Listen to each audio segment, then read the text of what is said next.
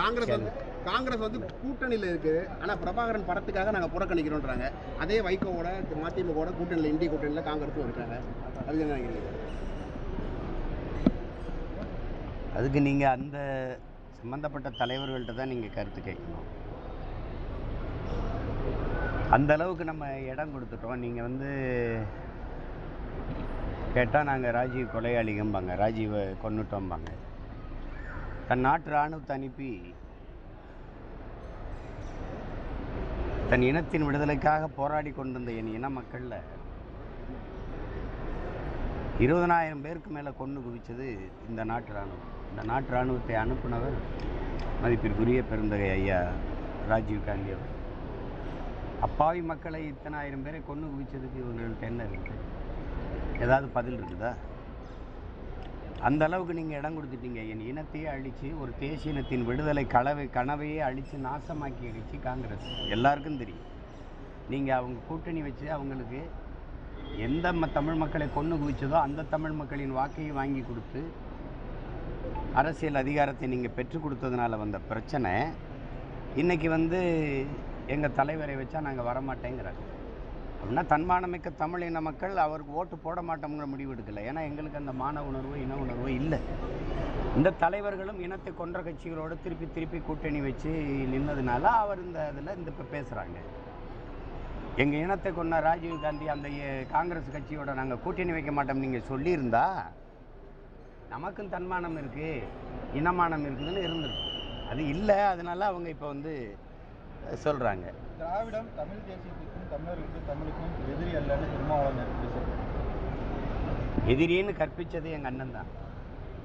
நீங்கள் அதை போய் பேசிக்க வேண்டியதில்லை. 2006 அதுக்கு முன்னாடி எங்கள் அண்ணன் என்ன பேசியிருக்காருன்னு ஒரு தடவை பாருங்க. இல்லாத திராவிடம் இருக்கிற தமிழ் தேசியத்தை அதிகாரம் செலுத்தி கொண்டு இருக்குதுன்னு சொல்லி கொடுத்தவர் அவர் தான். திராவிடம்னு ஒன்று எங்கே இருக்குது? யார் சொன்னது? அது கற்பிதம்னு எங்களுக்கு கற்றுக் கொடுத்தது அவர் தான். அப்போ பேசும்போது முன்னாடி உட்கார்ந்துருந்த ஒருத்தரில் நான் ஒருத்தன். எங்கே திராவிடம் தமிழை காக்குது? எங்கேயாவது தமிழ் இருக்கா சொல்லுங்கள். இதில் இந்த இடத்துல அது இருக்கா? நியூஸ்ன்னு இருக்குது, தமிழ் எழுத்தில் இருக்குது, தங்கிலீஷில் இருக்குது. தமிழ் படிக்க எழுத 85,000 முதுநிலை ஆசிரியர்கள் தமிழ் தேர்வில் தோல்விடுறார்கள். தமிழில் தேர்ச்சி வர முடியல. தமிழ் எங்கே இருக்குது? பேச வரல, எழுத வரல, தமிழ் படிக்க தெரியாத எழுத தெரியாத 3 தலைமையை உருவாக்கிட்டு தமிழ் வாழுதுன்னு பேசுகிறது எவ்வளோ பைத்தியக்காரத்தனம். எங்கே இருக்குது? என் மொழி இல்லை, என் கலை இல்லை, என் இலக்கியம் இல்லை, என் பண்பாடு இல்லை, என் வழிபாடு இல்லை, என்னுடைய வரலாறு இல்லை, எனக்கென்ற அரசியல் இல்லை, அதிகாரம் இல்லை. அப்புறம் நீ வந்து திருப்பி இதுதான் பாதுகாக்குது. இந்தியை எதிர்த்ததுன்னா இந்திய எதிர்ப்பு போராட்டத்துக்கும் திராவிட இயக்கத்துக்கும் சம்பந்தம். தன்னெழுச்சியாக மாணவர்கள் போராடியது அதன் மூலமாக வந்த கிளர்ச்சி. போராடுகிறவரை ஐயா வேற என்ன சொல்கிறாங்க? இந்த காலி பயிர்களெல்லாம் ஏன் வச்சிருக்கீங்க? போலீஸ் கையில் எதுக்கு துப்பாக்கி இருக்குது? சுட்டு தள்ளுங்கன்னு சொன்னது அவர்.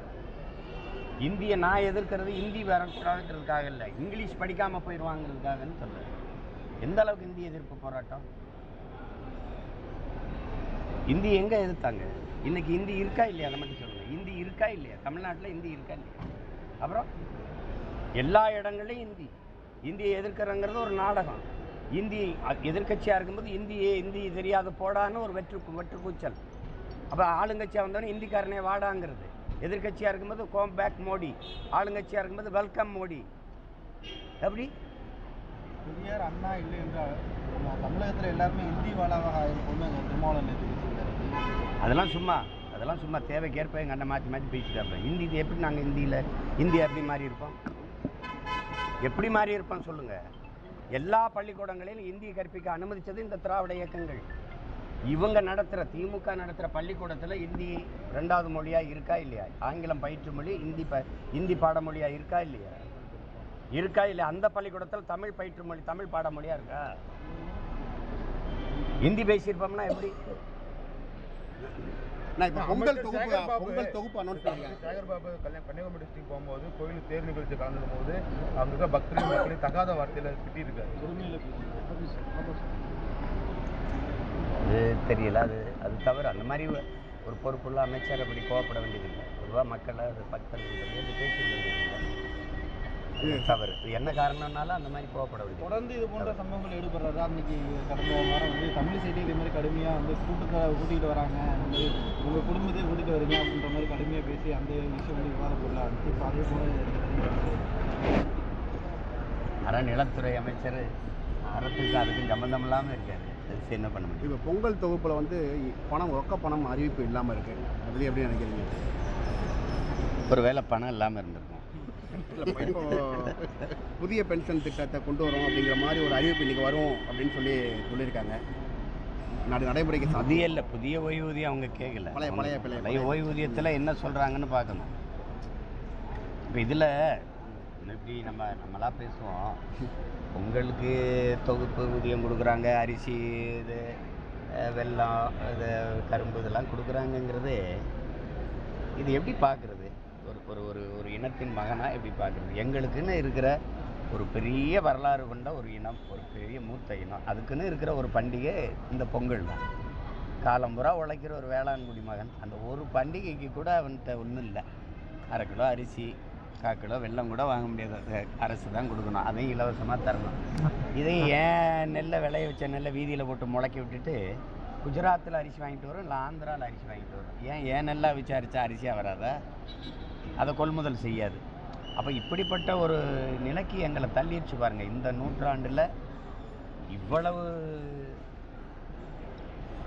காலகட்டம் கடந்து வந்து இன்னும் வந்து ஒரு பொங்கலுக்கு வந்து காசு ஒரு 1000 ரூபா கொடுக்கணும், இலவசமாக அரிசி கொடுக்கணும் நிலைமையில தான் என் இனம் நின்று கொண்டு இருக்குதுன்னு பார்க்கும்போது இதில் எந்த வழியில் நாங்கள் பெருமைப்பட்டுக்கிறது, இல்லை எந்த வழியில் எங்களுக்கு இதில் சிறப்பு வரும்னு நீங்கள் நினைக்கிறீங்க?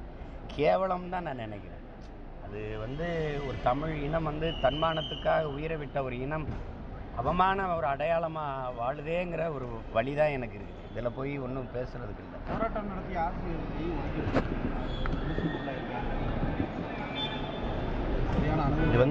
இது வந்து ஒரு செய்தி இல்லை, இது ஒரு செய்தியாக நம்ம பேசுகிறதுக்கு இல்லை. இது ஒரு கொடும் துயரம். இது வந்து நீங்கள் எப்படி பார்த்தாலும் ஒரு நாட்டினுடைய எதிர்காலத்தை அந்த நாட்டின் வகுப்பறை தான் தீர்மானிக்குதுங்கிறான். ஒரு நாட்டின் எதிர்காலத்தை இங்கே வகுப்பறைகள் வந்து அறிவு கருவறையாக இல்லாமல் வியாபார அறையாக மாற்றப்பட்டுருச்சு. அறிவை போதிக்கிற ஆசிரியர் பெருமக்கள், அறிவு கருவறையாக இருக்கிற ஆசிரியர் பெருமக்கள் தங்களுடைய அடிப்படை கோரிக்கையை வச்சு வீதியில் ஒரு நாளில் போராடல, கிட்டத்தட்ட ஒரு 15-20 ஆண்டுகளாக போராடிட்டுருக்காங்க. பணி நிரந்தரத்திற்கும் சமவேளை சம ஊதியத்திற்கும் எங்கள் பணி நியமனத்திற்குமாக ஆசிரியர் பயிற்சி பெற்று அதில் தேர்ச்சி பெற்று இருக்கிற ஆசிரியர்கள் பணி நியமனத்திற்காக. அப்போது இப்போ இந்த அதிகாரத்திட்ட நம்ம கேட்குறது, இது மாதிரி டாஸ்மார்க் ஊழியர்கள் ஒரு கோரிக்கையை வச்சு வீதியில் இறங்கி போராடினா உடனே கவனம் எடுத்து அதை நிறைவேற்றுவீர்களா இல்லையா? நீங்கள் குடிக்க வைக்கிறதுக்கு காட்டுற கவனத்தை எங்கள் பிள்ளைகளை படிக்க வைக்கிறதுக்கு காட்டுவதில்லை.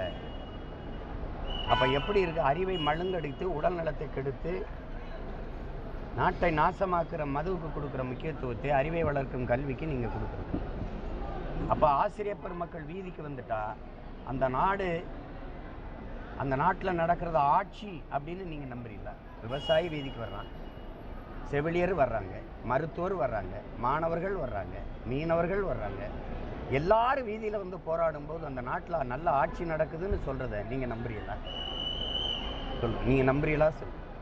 போக்குவரத்து தொழிலாளி வீதிக்கு வரான், பழைய அரசு ஊழியர்கள் எல்லாம் வந்து பழைய ஓய்வூதியம் கேட்டு போராடுறான். என்னதான் நடக்குது? அப்போது இந்த நாட்டில் என்னதான் நடக்குது? ஆனாலும் நீங்கள் நல்ல ஆட்சி கொடுத்துக்கிட்டு இருக்கோம், அடுத்த தடவை நாங்களே வருவோம், அப்படி அருமையாக போய்கிட்டு இருக்கு. இல்லை, ஒரு அறிவு சமூகம் வந்து இதை சிந்திக்கணும். திருப்பி இதே தவற செய்யக்கூடாது. இந்த ஆசிரியர்கள் வீதியில் நின்று போராடுறதுக்கு காரணம் அவர்களே தான். அரசு ஊழியர்கள் பழைய ஓய்வூதியம் கேட்டு போராடுகிற நிலைமைக்கு வீதிக்கு வந்ததுக்கு காரணம் அவர்களே தான். இல்லைன்னு சொல்ல சொல்லுங்க, இல்லைன்னு சொல்ல சொல்லுங்க. ஆபிரகாம் லிங்கன் என்ன சொல்றான்? ஒரு ஆட்சி தவறா இருக்குதுன்னா அந்த ஆட்சியாளன் மட்டும் அதுக்கு பொறுப்பு இல்லை, அந்த ஆட்சியாளனை தேர்வு செய்த மக்களும் பொறுப்புங்கிறான். எல்லாரும் பொறுப்பு, நாங்களும் பொறுப்பு, நீங்களும் பொறுப்பு. இந்த ஆசிரியர் பெருமக்கள் அவங்க பிரச்சனைக்கு வீதிக்கு வர்றாங்க. அவங்க நினைச்சிருந்தால் இந்த அரசு அமையாம தடுத்திருக்க முடியும். இதை 15 வருஷமா அந்த கோரிக்கையை வச்சு நீங்க போராடுறீங்க. இவர் எதிர்கட்சியா இருக்கும்போது உங்களோட நிற்கிறார், அவர் எதிர்கட்சியா இருக்கும்போது உங்களோட நிற்கிறார். நான் ஆளுங்கட்சியா இருக்கும்போது உங்க கோரிக்கை தூக்கி குப்பையில போடுறேன். அப்ப அந்த கோபம், இன்னைக்கு இருக்கிற கோபம், கையை ஒடிக்கிறார், வீதியில் நடக்கிறீங்க, போராடுறீங்க, இந்த கோபம் ஏன் உங்களுக்கு தேர்தல் இல்லை? வாக்கு செலுத்தும் போது ஏன் இல்லை? ஏன் இல்லை? திருப்பி எப்படி இந்த அதிகாரம் வருது? விவசாயி வீதிக்கு வர்றீங்க, கோவப்படுறீங்க. இன்னைக்கு தஞ்சையில் பேரணி போராட்டம், எல்லாரும் போராடுறீங்க. அப்புறம் எப்படி இது உங்கள் உரிமையை பறித்து உங்கள் உரிமையை பெற்றுக் கொடுக்க நீங்கள் முன்வைக்கிற கோரிக்கையை ஏற்காம இருக்கிற அதிகாரம் திருப்பி எப்படி வருது? யார் தேர்வு செய்கிறா சொல்லுங்க? யார் தேர்வு செய்கிறா? நீங்க படிப்பித்த மாணவர்கள் எத்தனை ஆயிரம், ஆசிரியர்கள் நீங்க எத்தனை லட்சம்? உங்க வாக்கு எப்படி திருப்பி இந்த அநீதியான அதிகாரத்தை நிறுவுது? விவசாயிகள் எத்தனை கோடி? ஏன் நீ மறுபடியும் அந்த அதிகாரம் எப்படி வருது? மருத்துவர், செவிலியர், போக்குவரத்து ஊழியர் எல்லாம் வீதியில் நிற்கிறியே, அப்புறம் அதே உன்னை வீதியில் நிறுத்தினவனே மேலே எப்படி வர்றான்? யார் அதை தேர்வு செய்யறது? பிள்ளைய நீ செஞ்சுட்டு அப்புறம் வீதியில் வந்து போராடி வேடிக்கை இல்லையா அது? அப்ப இந்த கோபம் எங்க வெளிப்படுத்தணும்? அந்த இடத்துல ஏன் வெளிப்படுத்த மாட்டேங்கிறீங்க? அப்புறம் திருப்பி வீதியில் வந்து போராடினா இது என்ன ஆயிருது? இப்ப யார் மேல, நான் யார் மேல கோச்சுக்கிறேன்? அதிகாரத்து மேலையா? இந்த அதிகாரத்தை தேர்வு பண்ண உங்க மேலையா? சொல்லுங்க. அப்ப தொடர்ச்சியா ஒரு தடவை ஒரு தவறு நடக்கலாங்க, தெரியாம நிகழுது. ரெண்டாவது தடவை திருந்திருப்பாங்களோ நினைச்சு செஞ்சோம், மாறிடுமோன்னு நினைச்சு செஞ்சோம், கொடுத்த வாக்குறுதி நம்பி செஞ்சோம், சரி நடந்துருது. திரும்ப திரும்ப அதுவே நடக்குதுன்னா அப்ப யார் பொறுப்பே இருக்கிறது? நீங்க எப்படி பார்த்தாலும் எனக்கு வாக்கு செலுத்திடுவீங்கன்னா நான் ஏன் உங்க கோரிக்கையை ஏற்கணும்? நான் ஏன் நீங்க கோரிக்கை நிறைவேற்றி கொடுக்கணும்? நீங்க எப்படி பார்த்தாலும் எனக்கு தான் போடுவீங்க. அப்புறம் தடுப்பு விவகாரத்துல அதை பத்தி பேசுறதுக்கு தமிழ்நாடு அரசுக்கு ஒரு தகுதியா இருக்குது. அப்புறம் இதை சொல்றதுக்கு ஒரு அதிகாரமா தம்பி? உங்களுக்கு தெரியாமல், ஒரு ஆட்சி அதிகாரத்துக்கு தெரியாமல் போதைப் பொருள் உள்ள வருது நாட்டுக்குள்ள சொல்றது வெக்கமா இல்லையா தம்பி? நீங்க சொல்லுங்க தம்பி. உங்களுக்கு தெரியாம இவ்வளவு காவல் படை, இவ்வளவு உளவுத்துறை படை, நாங்க இறங்கினோன்னு எங்க போறீங்கன்னு கேட்டு இந்த பதிவு செஞ்சுக்கிட்டு இருக்காரு ஐஎஸ். இப்ப வர்றாருல, எங்க போறேன் எங்க வாரேன் எல்லாம் தெரியுது. 100 சோதனை இருக்குது. அப்ப எப்படி உங்களுக்கு தெரியாம போதைப் பொருள் பள்ளிக்கூட வாசல், கல்லூரி வாசல், வழிபாட்டு தலங்கள் விக்குதுன்னு தெரியுது? காவல்துறை ஆதரவு இல்லாமல் விற்க முடியுமா சொல்லுங்க? ஒருத்தன் ரவுடி தம்பி, அரசியல்வாதிகள், காவல்துறை அதிகாரிகள் ஆதரவு இல்லாம ஒருத்தன் ரவுடி ஆயிட முடியுமா? இவர் ஆயிட முடியுமா? நீங்க இதெல்லாம் அவர் சொல்றாரு, அது போதையின் மீது நாட்டம் கொள்ளாது பிள்ளைகள் மீது போகாமல் பெற்றோர்கள் உறவுகள் கவனம் செலுத்துங்கள். நீங்க என்ன பண்ணுவீங்க? நாங்க விற்போம், குடிக்காம நீங்க பாத்துக்கிறீங்க. தெருவுக்கு தெருவு சாராய கடையை திறந்து விட்டுட்டு சாராய விற்பனை குறையக்கூடாதுன்னு பார்த்துக்கிட்டு இருக்கேன். நீங்க போதைப் பொருளை தடுக்கிற நீங்க சொல்றது இதெல்லாம் வேடிக்கையா இருக்கு. சரி, இப்ப திமுக தேர்தல் அறிக்கை தயாரிக்க ஒரு குழு ஒன்று தயாரிச்சு வச்சிருக்காங்க. போன வாட்டியும் அதே குழு தான். இதெல்லாம் நீங்க இந்த ஊடகத்துக்காரர்கள் தயவு செய்து ஒரு அறம் சார்ந்து இயங்குங்க. தேர்தல் அறிக்கை ஆட்சியில் இருக்கிற ஒரு அதிகாரி, எதிர்கட்சியாக இருக்கிற ஒரு கட்சி மக்களை சந்தித்து மக்களின் பிரச்சனைகளை கேட்டு நாங்கள் தேர்தல் அறிக்கையில் கொண்டு வர போகிறோம்னா இப்போ என்ன அதிகாரம் பண்ணீங்க? என்ன ஆட்சியில் இருக்கிற நீ? மக்களுக்கு என்ன பிரச்சனைன்னே தெரியாமல் தான் ஆட்சியில் இருந்தில்ல? என்ன கட்சியில் என்ன பிரச்சனைன்னே தெரியாமல் தான் நீங்கள் இருக்கிறீ. அப்போ தொகுதியில் போய் என்ன பிரச்சனை கேட்டு வந்து தேர்தல் அறிக்கை கொடுப்பேன். போன தடவை பிரச்சனை என்னன்னு கேட்டு அறிக்கை கொடுத்தில்ல, அப்புறம் இந்த தடவை அந்த பிரச்சனை தீர்ந்துருக்கணும்ல. இந்த தடவை ஏன் காலையில சிரிக்க வைக்கிறோம்ல? நாளை 2 நாள் தமிழகம் வர அமித்ஷா பொங்கல் விழாவில் பங்கேற்கிறார். அரசியலில் மாற்றம், மிகப்பெரிய மாற்றம் ஏற்படும்னு பாஜக மாற்றம்னு ஒன்று இருக்குதுண்ணா. இதுவரை இந்த மண்ணில் நிலவுன அரசியல் இருக்குல்ல, இந்தியம், திராவிடம், இந்த கட்சிகளுடைய ஆட்சி முறை இருக்கு இல்லையா, இதை மொத்தமாக இந்த ஆட்சி இதை மாற்றுவது தான் மாற்றம்.